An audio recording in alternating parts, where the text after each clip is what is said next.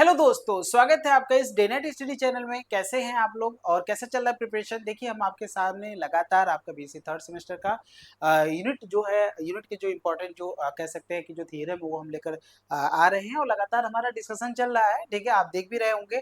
आज हमारी जो टॉपिक है, आज हमारा जो थ्योरम है वो हमारा क्या है, फॉर्मेट्स एंड आइलेट्स थ्योरम। बहुत इंपॉर्टेंट ये कह सकते हैं कि थ्योरम्स होते हैं। इसके क्वेश्चन एमसीक्यू में भी देखने को मिलते हैं और इसके क्वेश्चन आपको लॉन्ग टाइप क्वेश्चन में भी आपको देखने को मिलता होता है। तो आज हम डिस्कशन करने वाले हैं फॉर्मेट्स एंड आइलेट्स थ्योरम। इसके पहले मैंने आपको दो थ्योरम मैंने आपको डिस्कशन करा दिए थे, जिसका नाम क्या था, लॉग्रेंजेस थ्योरम और कैले थ्योरम। तो कैले थ्योरम और लॉग्रेंजेस थ्योरम का मैंने आपको बहुत अच्छे से कराया था।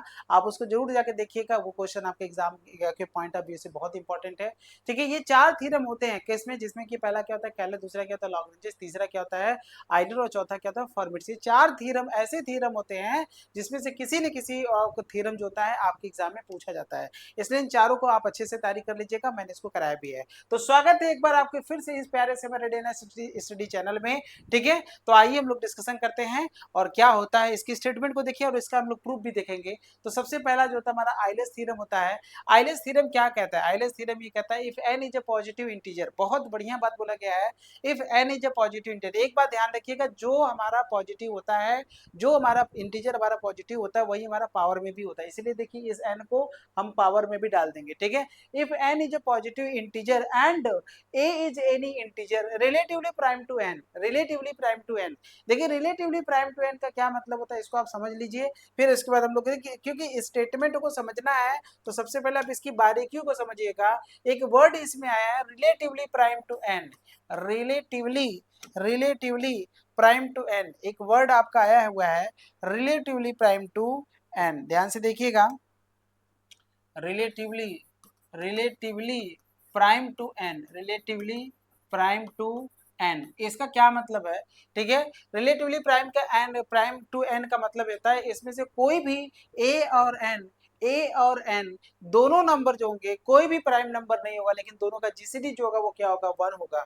ठीक है, तो आप लिखेंगे GCD of a comma n equal to 1। अगर GCD of a comma n equal to अगर 1 आ जाता है, अगर जीसीडी आपका a comma 1 a comma n equal to 1 आ जाता है तो उसमें क्या कहते हैं, a और n हमारे रिलेटिवली प्राइम हो जाएंगे। जैसे मैंने बोला कि 4 और 3, मैंने बोला कि 4 और 3, जैसे जीसीडी अगर मैंने बोला कि जीसीडी या 4 कामा 3 इज इक्वल टू 1 है, तो आप लिखेंगे 4 एंड 3 आर रिलेटिवली प्राइम। जबकि 4 हमारा प्राइम नहीं है, लेकिन फिर भी हम 4 को बोलेंगे कि वो रिलेटिवली प्राइम है। तो याद रखिएगा जीसीडी, जिसका जीसीडी 1 होता है, जैसे मैंने बोला कि ठीक है, मैंने बोला कि जीसीडी ऑफ मैंने बोला 9 और 10, 9 और 10 इज इक्वल टू 1 है, जबकि 9 प्राइम नहीं है और 10 भी प्राइम नहीं है, लेकिन इसके बावजूद भी दोनों क्या है, रिलेटिवली प्राइम है, क्योंकि इनका जीसीडी क्या होता है, 1 होता है। तो ऐसे नंबर जिनका जीसीडी 1 आता है उसे हम लोग क्या कहते हैं, रिलेटिवली प्राइम कहते हैं। बहुत ही सिंपल सा कॉन्सेप्ट है। तो आप फिर से स्टेटमेंट को पढ़िए, एन हमारा क्या है, पॉजिटिव इंटीजर है, और ए हमारा क्या है, कोई भी इंटीजर है। ठीक है, और वो भी रिलेटिवली प्राइम टू एन होना चाहिए। और ये एन देखेंगे, एन हमारा क्या होगा, देन आपको बताना है ए के पावर 5n। एक्चुअली में ये लिखा हुआ है ए के पावर है 5n, ए के power 5n equal to 1 mod n, 1 mod n। A के पावर 5n इक्वल टू क्या होता है, 1 मॉड n। ए के पावर 5n, ए के पावर 5n इक्वल टू क्या होता है, 1 मॉड n। तो ये रिलेटिवली प्राइम का मतलब आपने समझा। और ये एक्चुअली में जो आइलर्स थ्योरम होता है इसको आपने देखा। एक्चुअली देखिए 5 फंक्शन जो होता है वो आइलर्स में भी आता है। इसके बाद हम लोग जो पढ़ेंगे वो फॉर्मेट्स पढ़ेंगे। तो फॉर्मेट्स में फाई नहीं आता है, तो जिसमें फाई आता है उसी को हम लोग क्या कहते हैं, क्योंकि देखिए इस फाई का नाम जो होता है ना आइलर फाई होता है। देखिए आइलर फाई फंक्शन, ये जो फाई होता है इसको कहते ही हैं आइलर फाई फंक्शन। तो जिसके स्टेटमेंट में फाई यूज हो जाएगा वो हमारा क्या हो जाता है, आइलर फाई फंक्शन हो जाता है, आइलर फाई थ्योरम हो जाता है। ठीक है, तो ए की पावर क्या होता है, 5n इक्वल टू होता है 1 मॉड n, 1 मॉड n। ये हमको प्रूव करना है, ये हमको क्या करना है, प्रूव करना है। तो ये आइए हम लोग इसको प्रूव कैसे करते हैं, किस तरीके से प्रूव करते हैं। लेकिन स्टेटमेंट को याद रखिएगा, स्टेटमेंट जो होता है 2 नंबर के क्वेश्चन में भी पूछा जाता है कि व्हाट इज आइलर्स थ्योरम। तो आप कहेंगे let n be a positive integer and a be any integer relatively prime to n, then a की power 5n equal to 1 mod n। बहुत ही सिंपल कॉन्सेप्ट होता है, बहुत ही सिंपल कॉन्सेप्ट होता है, ये आप समझिएगा। ठीक है, तो आइए हम लोग देखते हैं और इसका प्रूफ हम लोग करते हैं, किस तरीके से हम लोग इसका प्रूफ करेंगे। करेंगे, ठीक है। ध्यान से देखिएगा और सारे स्टेटमेंट को बहुत अच्छे समझिएगा। जो क्वेश्चन में दिया हुआ है ना, उस क्वेश्चन को आप जैसे दिया हुआ है वैसे आप इसको देखिए, फिर आपको ये क्लियर हो जाएगा, फिर आपको ये क्लियर हो जाएगा। समझ में आ रहा है कि नहीं आ रहा है? समझ में आ रहा है कि नहीं आ रहा है? तो आइए हम लोग आगे बढ़ते हैं और इसको देखते हैं कितना बढ़िया तरीके से और सारे कॉन्सेप्ट इतने सुंदर तरीके से आपको कराए जा रहे हैं। लिखिएगा लिखिएगा लिखिएगा प्रूफ में लिखिएगा कि फॉर एनी इंटीजर एक्स, देखिए क्या लिखेंगे, फॉर एनी इंटीजर, और ये पहले से भी आपको पता है, for any integer x, for any integer x. देखिएगा कितनी बढ़िया बात बोला गया, और इंटीजर पर ही आपको बात करनी है, फॉर एनी इंटीजर एक्स, और आपको लिखना है लेट, ठीक है। आपको लिखना है ये क्या डिनोट करता है, एक्स है, ये जो एक्स, ये जो बड़ा वाला ब्रैकेट होता है ये क्या डिनोट करता है, तो आप कहेंगे डिनोट द रेजिड्यू क्लास। क्या डिनोट करता है, डिनोट द रेजिड्यू क्लास, इसको क्या कहते हैं, डिनोट द, और ये स्टार्टिंग में जो पहला यूनिट में मैं आपको पढ़ाऊंगा तो उसमें मैंने आपको बताया था, denote the residue class, denote the residue class, residue class, ये क्या डिनोट करता है, रेजिड्यू क्लास। और ये मैंने पहले यूनिट में आपको पढ़ाया हुआ है, अगर आप देखना चाहते हो तो आप देख लीजिएगा, जब आप पहला यूनिट ओपन करेंगे तो रेजिड्यू क्लास को मैंने आपको बताया हुआ है। एक्स हमारा कोई इंटीजर है और ये क्या लिखा हुआ है, एक्स, ये लिखा डिनोट द रेजिड्यू क्लास, ये क्या लिखा हुआ है, रेजिड्यू क्लास लिखा हुआ है। अब ध्यान से चीजों को समझिएगा और इसको देखिएगा कि क्या हम बताने वाले हैं, ठीक है। Residue class of the set of integer modulo n, ठीक है, रेजिड्यू क्लास और ठीक है से of integer modulo n, of, ठीक है, integer modulo n, of integer modulo n, integer modulo n, integer modulo n. क्योंकि देखिए मॉडुलो एन ही आपको यूज करना है, तो आपको मॉडुलो एन आपको यूज करना आना चाहिए, मॉडुलो एन आपको यूज करना है तो मॉडुलो एन आपको यूज करना चाहिए। अब देखिए जी हमने एक सेट बनाया है, उस जी में मैंने क्या लिया, यही वाला जो एलिमेंट है ना, ए सभी मैंने इस टाइप के जो एलिमेंट है उसको मैंने रख लिया। इस ए को क्या कहते हैं, ये रेजिड्यू क्लास है, किसका, रेजिड्यू क्लास ऑफ इंटीजर, ठीक है, रेजिड्यू क्लास है किसका, ये रेजिड्यू क्लास है, रेजिड्यू क्लास है, रेजिड्यू क्लास, ठीक है, रेजिड्यू क्लास है। इसको, इस ए को हम कहते हैं रेजिड्यू क्लास, जो इस तरह से ब्रैकेट हम यूज कर रहे हैं ना उसको हम क्या कहते हैं, रेजिड्यू क्लास कहते हैं। और उसमें हमने ये ले लिया है कि A is integer relatively prime to N, A is integer, A is integer relatively prime to N, relatively prime to N, prime to N, वही जो मैंने स्टार्टिंग में आपको बताया था। तो इस तरह से जी हमने बना लिया। अब ध्यान से देखिएगा, we know that with respect to multiplication, हमको पता है, ये पता है, we know that with respect to multiplication, with respect to multiplication, with respect to multiplication, ये g जो होता है ना ये ग्रुप फॉर्म करता है। with respect to multiplication, ये जो g होता है ना क्या फॉर्म करता है, ऑफ रेजिड्यू क्लास g, ठीक है। With respect to multiplication residue class g form group, ये ग्रुप फॉर्म करता है, ठीक है,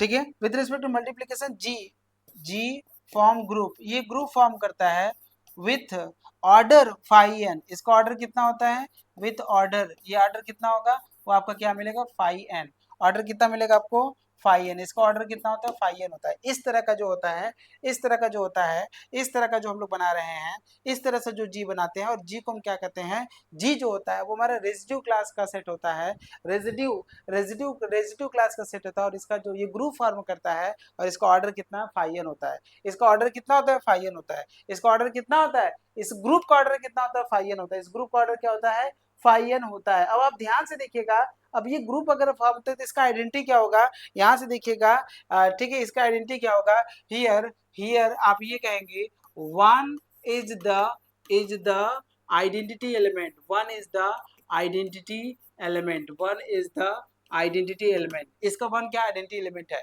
अब आप ये एलिमेंट आपने बोला, ये एलिमेंट कहाँ बिलोंग करे, जी से, इसका मतलब ए की पावर क्या लिखेंगे हम, ए की पावर जो का फाई एन जो होगा आपको क्या मिलेगा, वन के बराबर मिलेगा कि नहीं मिलेगा, ए के पावर फाई एन कितना मिलेगा, वन के बराबर मिलेगा कि नहीं मिलेगा। इसका मतलब ये है कि इसको आप लिखेंगे कितनी बार लिखेंगे, ए, ठीक है, ए के पावर फाई एन जो था वो क्या मिलेगा, वन। इसका मतलब ये है कि जो आप ए लिख रहे हैं वो कितनी बार लिख रहे हैं, ए कितनी बार लिख रहे हैं, ए जो आप लिख रहे हैं आप इसको लिख रहे हैं फाई एन टाइम्स, कितनी बार लिख रहे हैं, phi n times, phi n times लिख रहे हैं, कितनी बार लिखेंगे आप, फाई एन टाइम्स लिखेंगे और इसकी वैल्यू क्या आ जाएगा, 1 आ जाएगा। और इसको अगर आप देखेंगे, इसको अगर आप देखेंगे तो हम इसको ऐसे लिख सकते हैं, एक ही ब्रैकेट में लिख सकते हैं, ए ऐसे ए करके, और यहाँ से ये 1 आ जाएगा। ऐसा क्यों? क्योंकि आपको पता है कि ये जो होता है ये और बी, इसको मल्टीप्लाई करते हैं तो ए और बी आ जाता है। ये ध्यान दीजिएगा, ये ऐसा इसलिए हो रहा है क्योंकि अगर ये दोनों जब अलग अलग ब्रैकेट है तो एक ही ब्रैकेट में हम इसको यूज कर सकते हैं, ये रूल हमारे पास होता है। अब ये देखिए ए कितनी बार है, फाई एन टाइम्स है, तो ए के पावर क्या लिखेंगे हम, फाई एन करेंगे और यहाँ से क्या लिखेंगे 1, और इसका मतलब होता है ए के power phi n equal to होता है, इसको जब हटाएंगे तो 1 मॉड एन हो जाएगा। यही इसका प्रूफ होता है, कुछ नहीं है। इस स्टेप के बाद बस यही स्टेप आप यूज करिए और कुछ भी नहीं है। ए के पावर फाई एन, ये जो आपके सामने लिखा गया बहुत ही सिंपल है, और यही हमारा क्या होता है, आइलैंड्स थ्योरम होता है। सिंपल सा कॉन्सेप्ट है, बहुत ज्यादा टिपिकल नहीं है। एक बार मैं आपको फिर से बता देता हूँ, इसको समझिएगा। यहाँ से जो आपके सामने लिखा गया फॉर एनी इंटीजर एक्स, ये जो डिनोट करता है, denote the residue class of integer modulo n, residue class of integer modulo n. ये इतना बढ़िया बात बोला गया, आप इसको समझेंगे तो आपको हर चीज यहाँ से क्लियर हो जाएगा, बहुत बढ़िया तरीके से क्लियर हो जाएगा। ठीक है, समझ रहे हैं कि नहीं समझ रहे हैं? तो आप देखिएगा यहाँ से और जी जो हमने बनाया है, ग्रुप जो हमने बनाया है, जो जी हमने एक सेट बनाया है, ये सभी रेजिड्यू क्लासेस को हमने जी में डाल दिया है। अब हम ये जानते हैं कि जो ग्रुप होता है, ये जो जी होता है, ये ग्रुप फॉर्म करता है विद रिस्पेक्ट टू मल्टीप्लीकेशन, ठीक है, मॉडुलो एन के रिस्पेक्ट में, और इस ग्रुप का ऑर्डर कितना होता है, ये फाई एन होता है। तो इसके जितने भी, इस जी के अंदर जितने भी एलिमेंट होगा, जो भी एलिमेंट होगा उसका अगर हम पावर में ग्रुप का ऑर्डर अगर करते हैं तो वो तो आइडेंटिटी देगा ना। उसके अगर ये जो एलिमेंट आप देख रहे हैं, इसको हम ऐसे भी लिख सकते हैं कि ए के पावर, ये अगर हम लिखें ऑर्डर ऑफ जी अगर हम करते हैं तो ये आपको क्या देगा, आइडेंटिटी देगा। क्योंकि किसी भी एलिमेंट के पावर अगर ग्रुप का ऑर्डर अगर चढ़ा देते हैं, किसी भी एलिमेंट के पावर में अगर आप ग्रुप का ऑर्डर चढ़ा देते हैं तो वो क्या देगा आपको, आइडेंटिटी दे देगा। क्या दे देगा आपको आइडेंटिटी दे देगा। क्या दे देगा आपको आइडेंटिटी दे देगा। समझ में आ रहा है कि नहीं आ रहा है? तो किसी भी एलिमेंट के पावर में अगर आप ग्रुप का ऑर्डर चढ़ा देते हैं तो आपको क्या दे देगा, वो आइडेंटिटी दे देगा। अब आपको पता है कि ऑर्डर ऑफ जी कितना है, फाई एन होता है। क्या है, फाई एन, तो इसको ए के पावर हम फाई एन कर देंगे। और इसका मतलब होता है कि इसको पावर में है, जैसे 2 के पावर मान लीजिए 4 है तो 2 को कितनी बार करेंगे, 2 को 4 बार मल्टीप्लाई करेंगे। 2 के पावर 5 है तो 2 को कितनी बार मल्टीप्लाई करेंगे, 5 बार करेंगे। उसी तरीके से आप ये ए के पावर फाई एन है तो ए को कितनी बार मल्टीप्लाई करेंगे, फाई एन टाइम्स में आप मल्टीप्लाई करेंगे। और फाई एन टाइम्स मल्टीप्लाई करना, और ये रूल होता है कि अगर अलग अलग ब्रैकेट है तो एक ही ब्रैकेट के अंदर यूज कर सकते हैं। तो मैंने एक ब्रैकेट में, और ये ए कितनी बार आएगा, फाई एन में, तो ए के पावर फाई एन हो जाएगा। अब ए के पावर फाई, जब ये क्लास को जब हटाएंगे तो इसका मतलब होता है 1 मॉड एन। क्लास को जब हटाएंगे तो इसका मतलब क्या होता है, 1 मॉड एन होता है। क्या होता है, 1 मॉड एन होता है। बहुत बढ़िया, बहुत ही शानदार और बहुत ही लाजवाब, ये हम आपको सामने सब कुछ को डिस्कशन कर रहे हैं, किसी तरीके से आपको कोई समस्या नहीं आएगी। ठीक है, तो यही था हमारा आइलर फाई फंक्शन, इसी को आइलर फाई थ्योरम कहते हैं, आइलर्स थ्योरम कहते हैं। अब हमारा अगला जो होता है हमारा कौन सा आता है, हमारा फर्मेट्स थ्योरम आता है। इसको भी ध्यान से देखिए, फर्मेट्स में फाई नहीं आएगा लेकिन प्राइम आ जाएगा। वो क्या था, ए के पावर फाई एन था इक्वल टू 1 मॉड एन था। अब आइलर्स क्या था, ए के पावर, इसको स्टेटमेंट को याद रखो, ए के power phi n equal to क्या था, 1 मॉड एन था। लेकिन यहाँ पे क्या मिलेगा, ए के पावर पी बराबर ए मॉड पी, ए मॉड पी, ये ब्रैकेट अंदर होगा, ये ब्रैकेट अंदर होगा, बाहर नहीं होगा। तो ए के पावर पी बराबर क्या होता है, ए मॉड पी, ये हमको दिखाना है। ए के पावर पी बराबर ए मॉड पी, ये कौन बताता है, फर्मेट्स थ्योरम बताता है। स्टेटमेंट पढ़िए, इफ पी इज प्राइम, वहां पे एन प्राइम नहीं था लेकिन यहाँ पे एन क्या होगा, पी प्राइम होगा। इफ पी इज प्राइम, जैसे 2 हो सकता है, 3 हो सकता है, 5 हो सकता है, 7 हो सकता है, 11 हो सकता है। तो if p is prime number and a is any integer, if p is prime number and a is any integer, then a की power p is equal to a mod p, then a की power p is equal to a mod p, a की power p is equal to a mod p। ये बड़ी और बहुत अच्छी बात statement बोला गया है।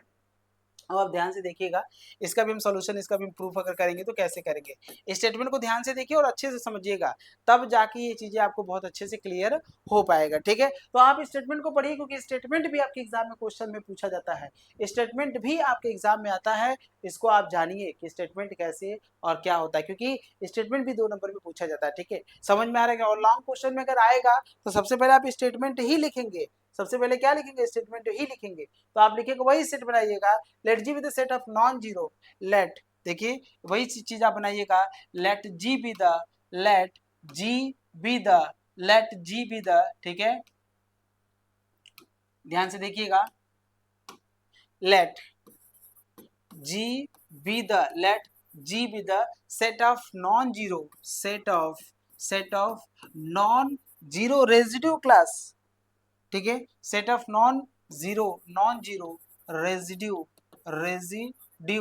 क्लास, ठीक है, set of non zero residue class modulo N, modulo P, ठीक है, of modulo with modulo modulo कौन से यूज करेंगे, पी मॉडुलो यूज करेंगे, ठीक है, कौन सा मॉडुलो यूज करेंगे, हम पी मॉडुलो यूज करेंगे, ठीक है, समझ में आ रहा है कि नहीं आ रहा है, कौन सा मॉडुलो यूज करेंगे, हम पी मॉडुलो यूज करेंगे, मतलब मॉड पी यूज कर सकते हैं with mod P, with mod p, ठीक है, ये पी मॉड हम यूज करेंगे, तो जी में कौन सा है, तो इस केस में आपको पता है कि जो जी होता है, ठीक है, if p is prime number then, ठीक है, मल्टीप्लीकेशन, तो ऑर्डर जो होगा if p is prime number, if p is prime number, if p अगर प्राइम नंबर होता है, if p is prime number then order of G जानते हैं क्या होता है, ऑर्डर ऑफ जी जो होता है वो 5p होगा, और अगर p प्राइम है तो 5p की जो वैल्यू होती है वो क्या होती है, p में से एक कम कर दीजिए, समझ रहे, p में से एक कम, अगर p प्राइम है तो 5p की वैल्यू क्या होती है, p माइनस वन, अगर p प्राइम है तो 5p की वैल्यू क्या होती है, p माइनस वन होती है,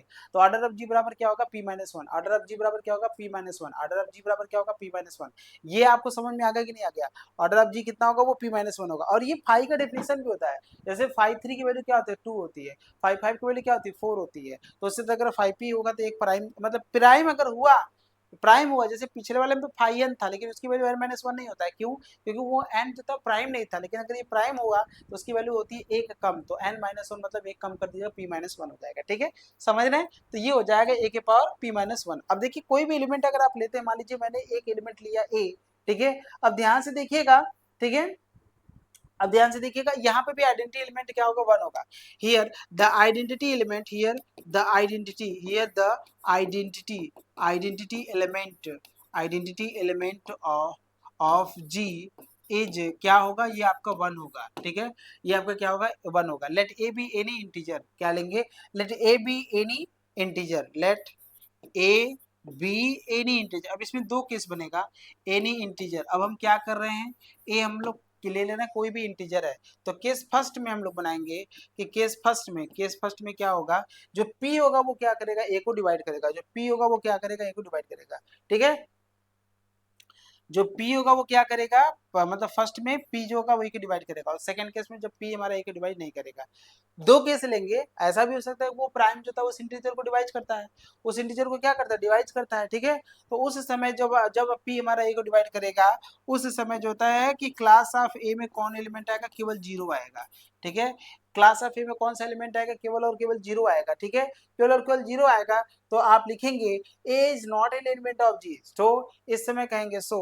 ए is not an element of G, so a is not an element of G, तब ये जी का एलिमेंट नहीं होगा, क्योंकि वो ग्रुप हमारा with respect to multiplication form करता है, और यहाँ जीरो आ गया तो मल्टीप्लिकेशन में जीरो नहीं होना चाहिए, जब भी ग्रुप हमारा with respect to multiplication form करता है तो उस समय जीरो नहीं होता है, आपको भी पता है यहाँ से, ठीक है, इसको मैं बताने की जरूरत नहीं है, ठीक है, बट आपको बता दें कि अगर पी हमारा, बट आप ये कह सकते हैं कि अगर p मान लीजिए a को डिवाइड कर रहा है, दिस इंप्लाइज दैट p जो होगा वो a के पावर p को भी डिवाइड करेगा, श्योर है, अगर p हमारा a को डिवाइड कर रहा है तो p हमारा a के पावर p को भी डिवाइड करेगा, बिल्कुल डिवाइड करेगा, तो हम ये कह सकते हैं कि जो p होगा वो आपका a के पावर p माइनस a को भी डिवाइड करेगा, ठीक है, इन दोनों को मिला के हम कहेंगे जो p होगा वो a के पावर p माइनस a को भी डिवाइड करेगा, बिल्कुल सही बात है, अगर p हमारा a को डिवाइड कर रहा है तो श्योर है p हमारा a के पावर p को भी डिवाइड करेगा, और अगर p हमारा a को डिवाइड कर रहा है और a के पावर p को डिवाइड कर रहा है तो a के पावर p माइनस a को भी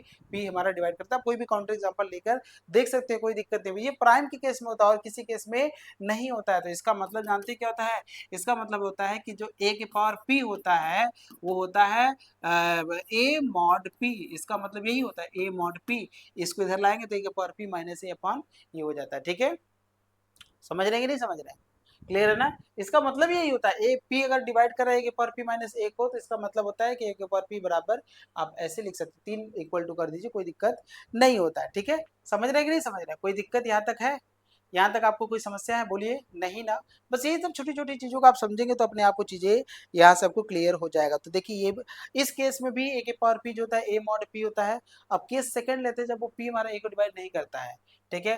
केस सेकंड लेते हैं, केस सेकंड जब पी हमारा ए को डिवाइड नहीं करता, जब पी हमारा ए को डिवाइड नहीं करता, ठीक है।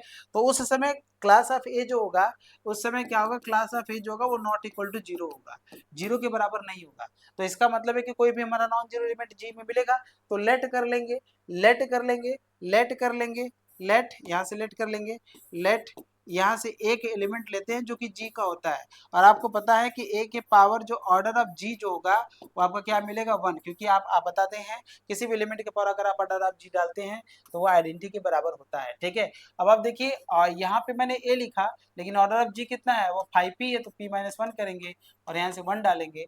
और इसको हम ऐसे लिख सकते हैं, ए के पावर क्या लिख सकते हैं, इसको p माइनस वन क्या लिख सकते हैं, ए के पावर हम ऐसे लिख सकते हैं p माइनस वन अंदर लिख सकते हैं और यहाँ से हम क्या लिखेंगे, 1 हम कर लेंगे, ठीक है। समझ रहा है कि नहीं आ रहा है? इसका मतलब ये है ए के पावर p माइनस वन हो गया है ना, कोई दिक्कत तो नहीं ना है, कोई समस्या तो नहीं ना है, बिल्कुल यहाँ तो कोई समस्या नहीं होगा आपको। और इसको हम लिख सकते हैं ए के पावर p, ए के power p minus one equal to, जब ये हटाएंगे तो 1 मॉड हम p यूज करेंगे, ठीक है। अब दोनों तरफ a से मल्टीप्लाई कर देते हैं, किससे मल्टीप्लाई करेंगे, a से, तो a और यहाँ से लिखेंगे a के पावर p, a के पावर p माइनस वन और यहाँ से लिखेंगे a इंटू वन और यहाँ से मॉड p यूज कर लीजिएगा। तो यहाँ से इसको मल्टीप्लाई करिएगा, a के पावर यहाँ से p माइनस वन, पावर में है ना माइनस वन, ठीक है, ठीक है, ऐसे पावर में है तो क्या लिखेंगे हम इसमें, अच्छा इसको ऐसे छोड़िए, इसको, इसका मतलब होता है कि a के पावर p माइनस वन, फिर माइनस वन करेंगे, इसको कौन डिवाइड करता है, इसको p हमारा डिवाइड करता है, इसको हमारा कौन डिवाइड करता है, p जो होता है इसको डिवाइड करता है, इसको p जो होता है वो हमारा क्या करता है, डिवाइड करता है, इसको p जो होता है वो क्या करता है, इसको डिवाइड करता है, ठीक है ना। ए के power p minus one is divisible by p, is divisible by p, ये डिविजिबल बाई p होता है, इसको p डिवाइड करता है। तो श्योर है ए अगर मल्टीप्लाई करते तो उसको भी डिवाइड करेगा ही करेगा, minus one is divisible by, इसे कौन डिवाइड करेगा, डिविजिबल बाई क्या करेगा, p करेगा। मल्टीप्लाई कर दीजिए तो a के पावर p हो जाएगा माइनस ए, इसको मल्टीप्लाई करेंगे तो p माइनस वन और a है तो एक भाई पावर जुड़ जाएगा, तो इसका वन और p माइनस वन तो p हो जाएगा और यस ये हो जाएगा, is divisible, is divisible by क्या होगा, p होगा। इसका मतलब ये होता है, इसका मतलब होता है कि a के पावर p बराबर क्या लिखेंगे हम, a मॉड p हम यूज कर लेंगे, ठीक है, यही हमारा होता है। तो आप ये देख लीजिए, यही मतलब दोनों स्टेटमेंट में अगर आप p अगर हमारा a को डिवाइड करता है तो भी a के पावर p बराबर a मॉड p आता है, और अगर p हमारा डिवाइड नहीं करता है a को तब भी हमारा वो उसको डिवाइड करता है। तो सिंपल सा कॉन्सेप्ट, बहुत ज्यादा टिपिकल नहीं है, आराम से देखेंगे तो सबको समझ में आ जाएगा। थोड़ा सा ना देखिए, मैंने रेसिड्यू क्लास आपको पढ़ाया है, जिस बच्चे को समझ में नहीं आ रहा है सर रेसिड्यू क्लास, तो आप जाके प्रीवियस मेरा लेक्चर देख लीजिएगा, वहां पे आपको मैंने रेसिड्यू क्लास मैंने बहुत अच्छे से आपको क्लियर कराया हुआ है, तो समय निकाल के उसको एक बार आप फिर से देख लीजिएगा। मैं इसको एक बार फिर से रिकॉल करा देता हूँ। आज मैंने दो थ्योरम आपको मैंने कराया, जिसमें कि सबसे पहला क्या था, आइलेस था, और दूसरा क्या था, फॉर्मेट्स था। तो आप इन दोनों को थ्योरम को आप देख लीजिए ध्यान से, आपको देख लीजिए। जो आइलेस थ्योरम था वो क्या था, आइलर फाइव फंक्शन जिसको आइलर थ्योरम कहा था, अगर हम वो कहता था कि एन हमारा n positive integer and a be any integer, तो आपको ये कहता था ए की power five n equal to one mod p, ये कौन कहता था, ये आपको आइलर कहता है। स्टेटमेंट याद रखना बहुत जरूरी है, ए की power five n equal to one mod p होता है। लेकिन फॉर्मेट्स ये कहता है कि अगर पी हमारा कोई प्राइम नंबर है एंड ठीक है ए बी एनी हमारा इंटीजर है, तो आप ये कहता है कि ए की power five p equal to a mod p होता है, ए की power five p equal to क्या होता है, ए मॉड पी, समझ रहे हैं। ए के पावर फाइव पी, ए के पावर फाइव पी नहीं कहते, ए के पावर पी कहते हैं, ए के पावर क्या कहते हैं, पी, ए के पावर फाइव पी नहीं कहते, ए के पावर पी कहते हैं, ए के पावर पी बराबर ए मॉड पी होता है, ए के पावर पी बराबर क्या होता है, ए मॉड पी, ए के पावर पी बराबर क्या होता है, ए मॉड पी। बहुत ही बढ़िया कॉन्सेप्ट होता है, बहुत बढ़िया कॉन्सेप्ट होता है। देखिए फॉर्मेट्स का स्टेटमेंट क्या होता है, let g be a set of non zero residue class mod p, ठीक है, जी हमारा क्या होता है, नॉन जीरो और residue class residue class mod p होता है, ठीक है। जी को हमने ये माना है कि जी, अरे वो आप ये इसमें घबराते क्यों हो? जैसे मान लीजिए मैंने ये लिखा नहीं, जैसे मैंने लिखा मान लीजिए जेड, जैसे मैंने ये कहता है ना कि जैसे जेड मान लीजिए मैंने लिखा 5, जेड 5 में कौन एलिमेंट आता है?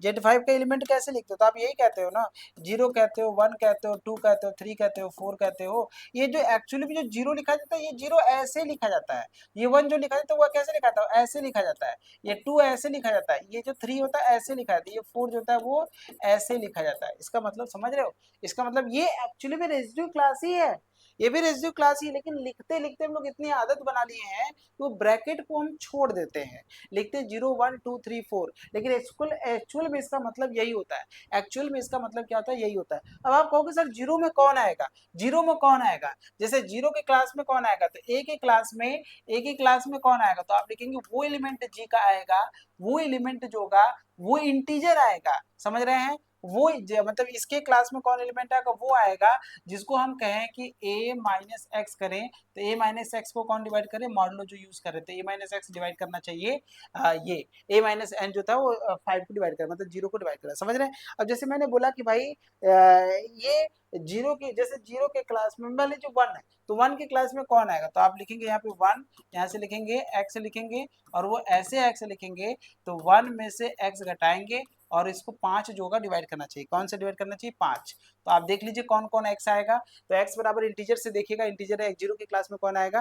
तो आप कहेंगे इसमें 1 है, तो आप सबसे पहला एलिमेंट लेंगे 1, सबसे पहला क्या लेंगे? इसमें से 1 आएगा, ठीक है। इस 1 के क्लास में 1 आएगा, फिर 1 में से 1 घटाएंगे तो 0 आ जाएगा। फिर आप क्या लेंगे? आप 2 देखिए तो 2 में से 1 जाएगा तो 5 डिवाइड नहीं करेगा। 3 करेगा, 3 करेगा क्या? नहीं करेगा। 4 करेगा क्या? नहीं करेगा। 5 करेगा क्या? बिल्कुल 5 में से 1 घटाएंगे, नहीं 6 करेगा, क्या करेगा? 6 करेगा। तो यहाँ से क्या मिलेगा आपको? 6 मिलेगा। 6 में से 1 घटाएगा तो 5 मिल जाएगा, तो डिवाइड कर देगा। 7 करेगा कि नहीं? फिर इसके बाद कौन करेगा? ऐसा नंबर बताइए जिसमें से, ऐसा इंटीजर बताइए, ऐसा इंटीजर बताइए जिसमें से 1 घटाने पे 5 से डिवाइड हो जाए। तो 11 देखिए, 11 में से 1 घटाएंगे तो क्या मिलेगा? 10, 10 5 से डिवाइड होता है, आपका 11 इसमें आएगा। फिर और कौन होगा? 16, 16 में से 1 घटाएंगे तो 5 से डिवाइड हो जाएगा, 15 आएगा, तो 16 आएगा। समझ रहे हैं? और निगेटिव में भी नंबर आएंगे आपके। निगेटिव में अगर मुझे लेना है तो मैं क्या लूंगा? तो आप ले लीजिएगा, क्या लेना है निगेटिव में? कौन सा लेना है? तो आप -3 ले लीजिएगा। क्या ले लीजिएगा? -3। तो -4 ले लीजिएगा, -4। तो -4 इस यहाँ पे रखेंगे तो 1 + 4 हो जाएगा, तो 1 + 4 कितना होता है? 5, तो 5 से डिवाइड हो जाता है। फिर आप क्या लेंगे? आप लेंगे माइनस का 9 ले लीजिएगा, माइनस का 9, -9 यहाँ पे रखेंगे तो प्लस हो जाएगा, तो 9 1 + 9 10 हो जाएगा, 10 5 से पता निगेटिव नंबर भी आएगा। इसको समझिए, इस मतलब 1 की क्लास में कौन आएगा? इस तरह से आएगा। तो 1 जो यहाँ पे आपको लिखा गया ना, ये 1 एक्चुअली में क्लास होता है, और इसकी क्लास में एलिमेंट कौन आएंगे?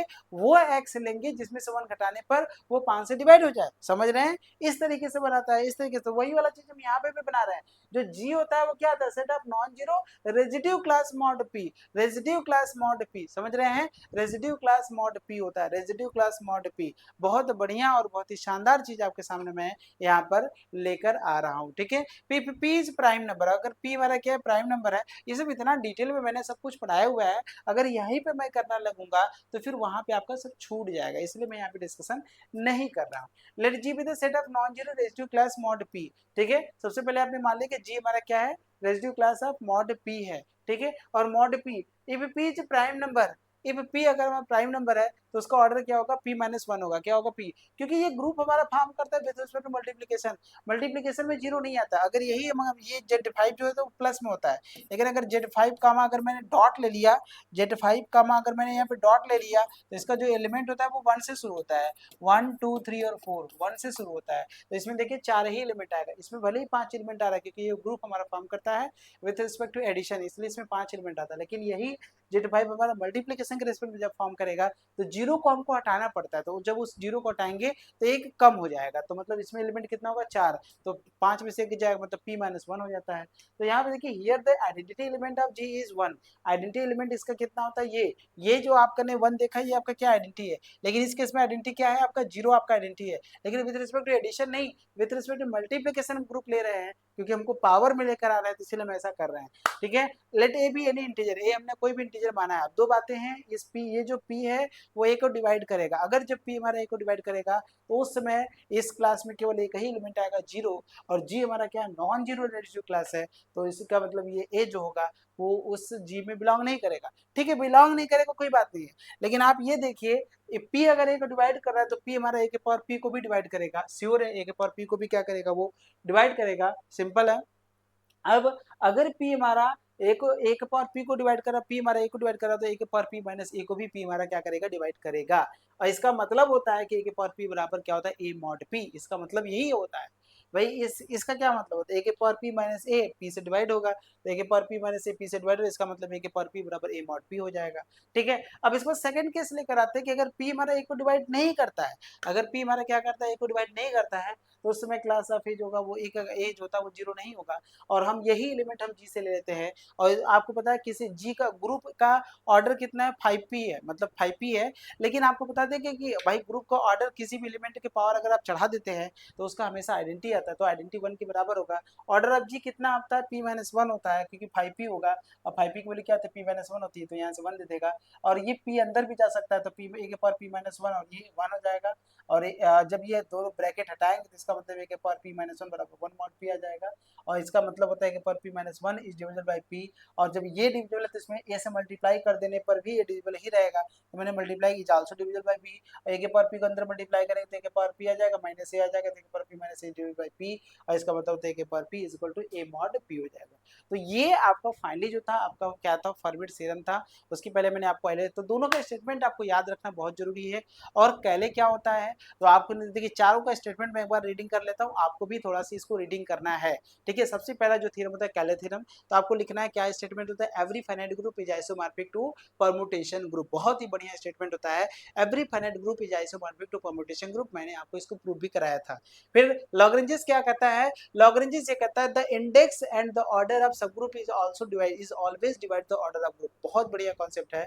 द इंडेक्स किसके स्टेटमेंट है, लॉग्रेंजेस का है, the index and the order of subgroup is divisor of group ji is divided, ठीक है, is divides the order of group G, group G मतलब जो भी ग्रुप होता है उसके ऑर्डर को क्या करता है, उसके सब ग्रुप का इंडेक्स और ऑर्डर दोनों होता है डिवाइड करता है। तीसरा जो होता है फॉर आइलर थ्योरम मतलब जो कि मैंने आज आपको पढ़ाया, आइलर क्या कहता है, let n be any positive integer and a be any integer, a be any integer then a की power phi n equal to 1 mod p होता है, ए की power phi n equal to क्या, तो 1 mod p होता है। और हमारा लास्ट में फॉर्मेट थ्योरम मतलब फॉर्मेट क्या कहता है, if p is prime number and a be any integer तो ए की power p is equal to a mod p होता है, ए की power p is equal to a mod p होता है, यही आपने प्रूव कराया। ठीक है, आइए कुछ एमसीक्यू क्वेश्चन हम आपके सामने करा देते हैं, और जो कि आपके लिए काफी इंपॉर्टेंट है।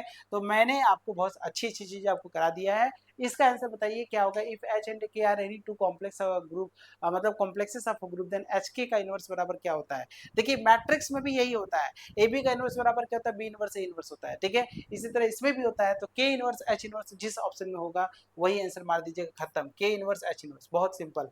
के इनवर्स मतलब के पहले आता है एच बाद में आता है, के पहले आता है और क्या आता है, एच जो होता है वो बाद में आता है, के पहले आता है और एच जो होता है वो क्या आता है, बाद में आता है। If H is a subgroup of जी, ध्यान से देखिएगा, if H is a subgroup of g then h inverse क्या होगा, एच इनवर्स 1/h होगा क्या, बताइए 1/h होगा क्या, बिल्कुल नहीं, एच इनवर्स देखिए एच हमारा सब ग्रुप है, एच इनवर्स का क्या मतलब हुआ, सिंपल पहले बताओ एच इनवर्स का क्या मतलब होता है, एच इनवर्स से तो तुम क्या समझते हो, एच इनवर्स से तुम समझते क्या हो, हर एक एलिमेंट का इनवर्स, हर एक एलिमेंट का इनवर्स लिखना है, तो एच इनवर्स जो होता है वो किसके बराबर होगा, तो आप कहेंगे उसी एच के बराबर होता है, किसके बराबर होता है, तो आप क्या कहेंगे उसी एच के बराबर होता है, सिंपल सा फंडा है, सिंपल सा फंडा है, कोई दिक्कत नहीं है, उसी एच के क्या होगा बराबर हो जाएगा, समझ में आ रहा है, उसी एच के क्या हो जाएगा बराबर हो जाएगा, कोई दिक्कत नहीं है, एकदम सिंपल है, वो एच इनवर्स कहेंगे तो उसी एच के बराबर ही होगा, ऐसा नहीं कि एच इनवर्स जो होता है वो 1/h हो जाएगा, एच इनवर्स का मतलब होता है जो भी इसमें एलिमेंट होते हैं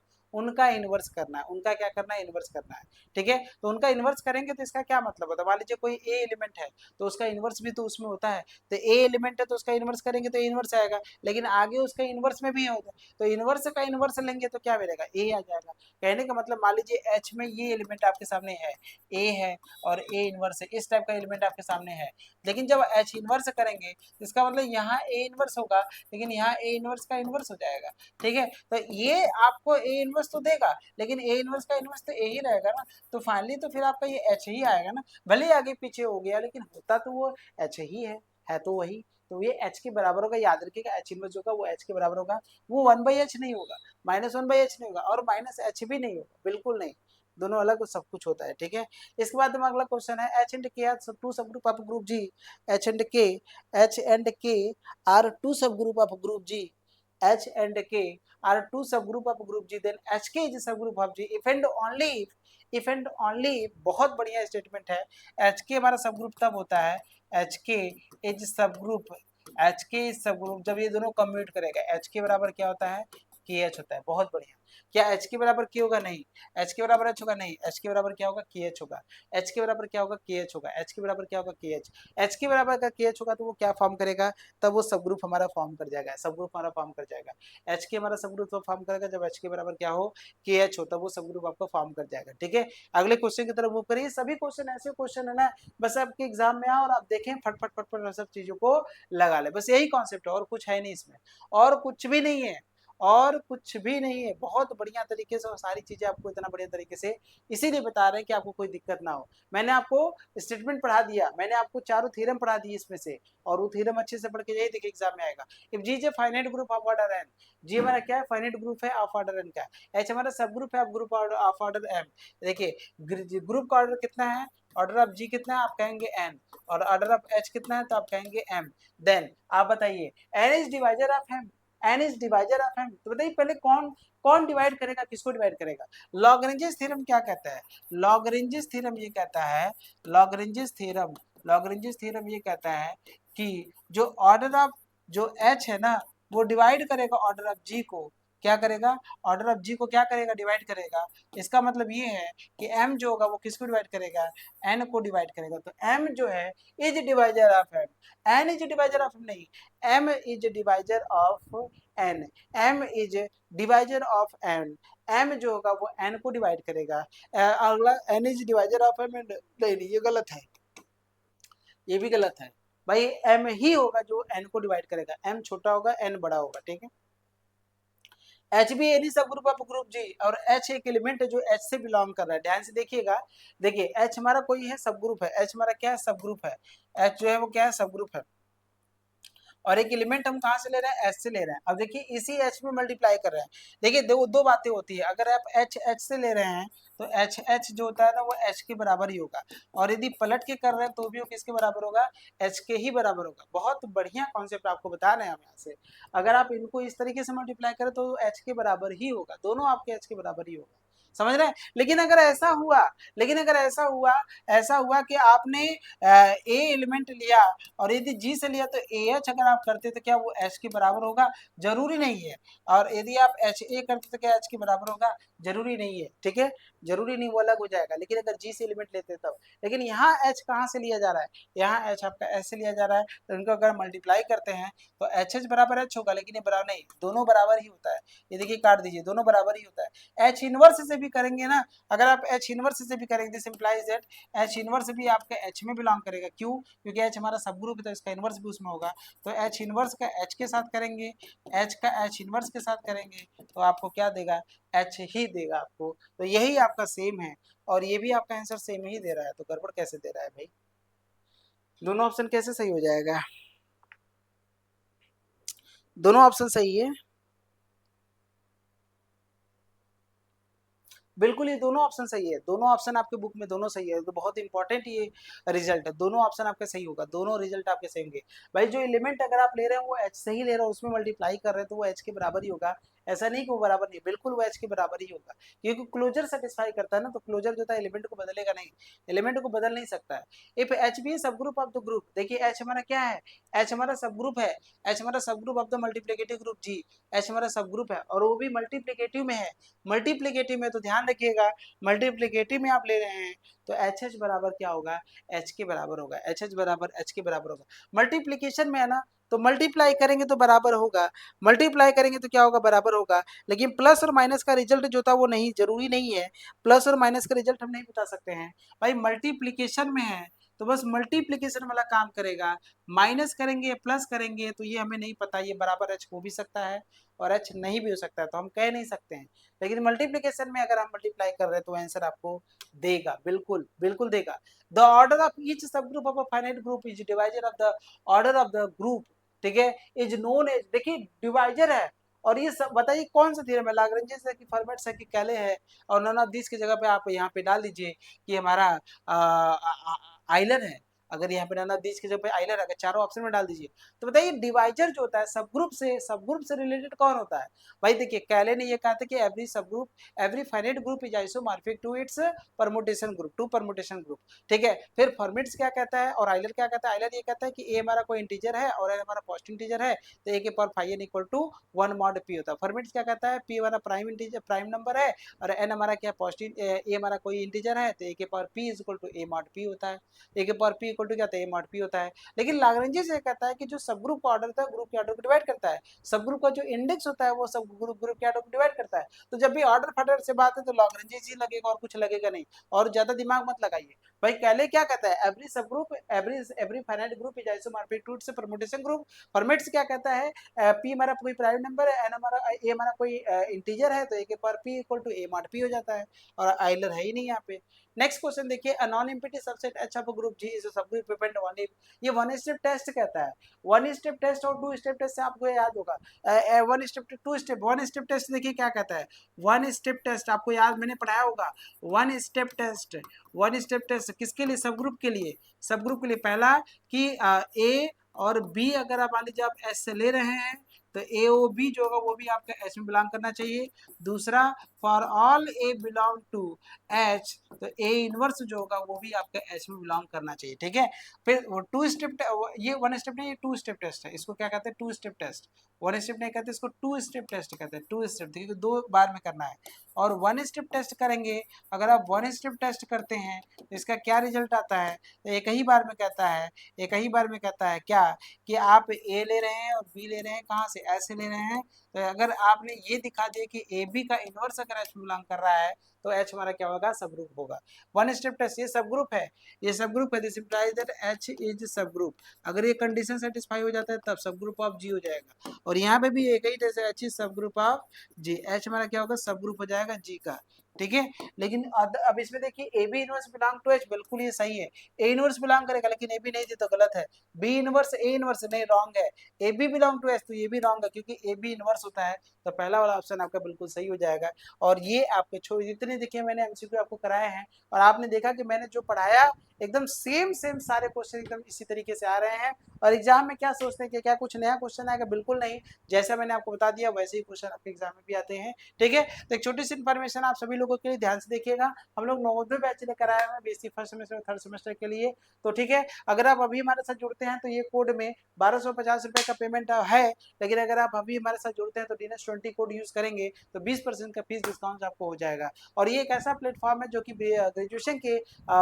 ग्रेजुएशन के प्रिपरेशन का सबसे बेस्ट प्लेटफॉर्म माना जाता है। इसमें आपको मैथमेटिक्स, फिजिक्स, केमिस्ट्री, बायोलॉजी सब कुछ आपको पढ़ाया जाता है, जिस स्ट्रीम में है आप सब कुछ पढ़ाया जाएगा। यूट्यूब पे सारे क्लासेस नहीं चलेगा, मैं फिर से बता दे रहा हूँ, यूट्यूब पे सभी क्लासेस आपको नहीं मिल पाएगा, सभी चीजें सिस्टमेटिक तरीके से, एक टॉपिक और बहुत अच्छे से कोई भी डाउट होता है वो सभी चीजों का सोल्यूशन आपको कहाँ पे मिलेगा, आपको ऐप पे मिलेगा, ठीक है। इसमें क्या मिलेगा, ऑनलाइन ड्यूटी क्लासेस मिलेगा, लाइव डाउट क्लास मिलेगा, क्लास में साइंटिफिक नोट्स मिलेगा, previous question one shot revision, previous question paper भी आपको ऐप पे प्रोवाइड करा दिया जाएगा, आपको उसके लिए कोई अलग से पेमेंट नहीं करना है, बस एक बार पेमेंट करना और आपका पूरा सिलेबस जो हम लोग बहुत अच्छे से कंप्लीट करेंगे। 3 मंथ में हम लोग अपने सिलेबस को कंप्लीट करेंगे और ये तब तक आपके ऐप पे रहेगा जब तक कि आपका एग्जाम कंप्लीट नहीं हो जाता है।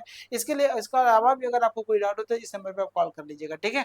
बाकी आप देख लीजिएगा क्या है क्या नहीं है, सब कुछ मैं हम लोग यहाँ पे करा रहे हैं, ठीक है। गुड नाइट आप सभी लोगों को, मिलते हैं नेक्स्ट लेक्चर में नए टॉपिक के साथ, ठीक है। Tata bye bye.